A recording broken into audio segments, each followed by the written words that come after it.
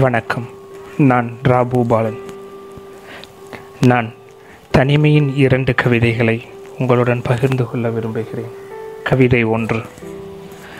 தனிமை வரம் சாபம் என யாவரும் மதில் மேல் பூனையாகி இருக்க ஒவ்வொருவருக்கும் ஒவ்வொன்றாக இருக்கிறது தனிமை. தனிமையின் மிகப்பெரிய கதவுகளை இந்த காலம் திறந்துவிட்டிருக்கிறது. மற்றமையின் கதவுகள் ஒவ்வொன்றாய் அடைத்து கொண்டபோது இந்த கதவுகள் திறந்து கொள்வது இயல்புதானே. தனிமையின் வாசலுக்கு வந்து சேர்பவற்றில் யாவும் இருக்கின்றன. மிக அதிகமாக குரூரம் படையெடுக்கிறது.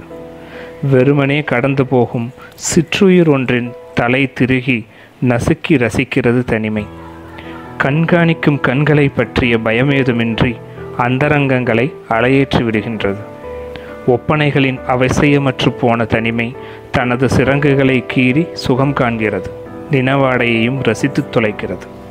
ஒரு சாத்தானை பழக்கப்படுத்துவது போல இருக்கிறது ஒரு தனிமையை நல்லூலின் பக்கமாக திசை திருப்புவது. ஒரு வெறிநாயை கட்டி போடுவது போல தூணில் கட்டி பயந்து பயந்து அதன் முன்னர் அறத்தை பிசைந்து ஊட்டுகிறேன்.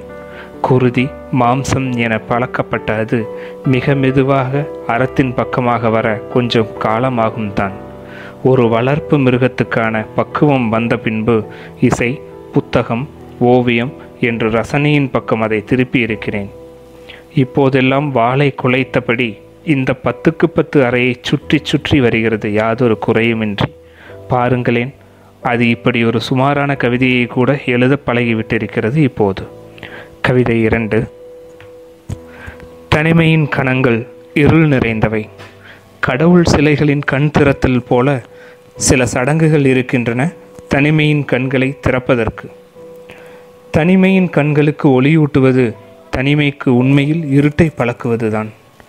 முதலில் முரண்டு பிடிக்கும், பின்பு அது கைகளில் அடைபட்ட சிறு பறவையைப் போல பழக்கமாகிவிடக்கூடியது. தனிமைக்கு ஒளியை அறிமுகப்படுத்துங்கள், நிறங்களை அறிமுகப்படுத்துங்கள். முதலில் கருப்பு, பின்பு நீலம், பச்சை, சிவப்பு என. தனிமைக்கு மெல்ல மெல்ல வெளிச்சத்தை பழக்கப்படுத்துங்கள். தனிமையிடமிருந்து தப்ப நமக்கு வேறு வழி இல்லை.